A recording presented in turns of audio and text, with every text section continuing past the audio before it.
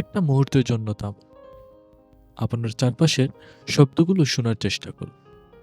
গাড়ির হর্ন, মানুষের কোলাহল, কিবোর্ডের খটখট শব্দ, আর আপনার নিজের হৃৎপিণ্ডের দ্রুত স্পন্দন। আমরা সবাই ছুটছি, তাই না?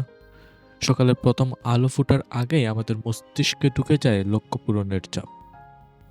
আমরা একে বলছি প্রগতি, একে বলছি সফল হওয়ার জেদ। কিন্তু এই গতির নেশায় আমরা কি আমাদের আত্মার স্পন্দন শুনতে ভুলে যাইনি? আজ ২০২৬ সালের এই অতি আধুনিক যুগে দাঁড়িয়ে আমরা কি একবারও ভেবে দেখেছি এই ইঁদুর দৌড়ের শেষ কোথায়?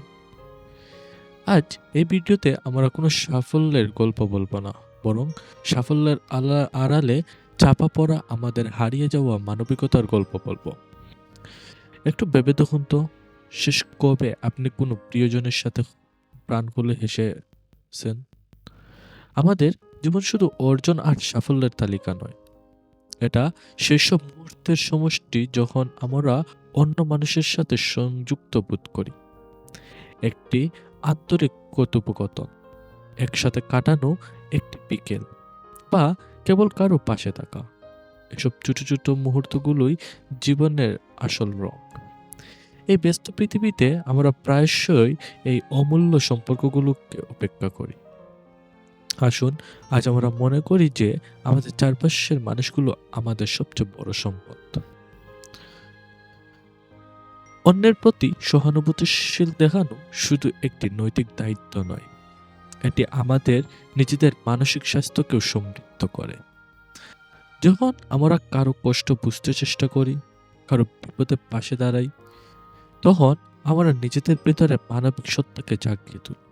রাস্তার ধারের অপরিচিত কারো মুখে হাসি ফুটানো বা বন্ধুর মন খারাপের দিনে তার পাশে থাকা, এসব ছোট ছোট কাজ আমাদের জীবনকে অর্থবহ করে তোলে। আসুন সহানুভূতির এই শক্তিকে আমাদের জাগিয়ে জীবনে ছড়িয়ে দিই। আমাদের জীবনে যা কিছু ভালো আছে তার জন্য কৃতজ্ঞ হওয়া শেখাটা খুব জরুরি।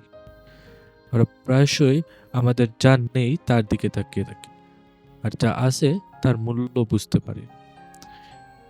সকালের নির্মল বাতাস, মাথার উপর ছাদ, ভালোবাসার মানুষ, এসব ছোট ছোট জিনিসগুলোই আমাদের জীবনকে সুন্দর করে তোলে।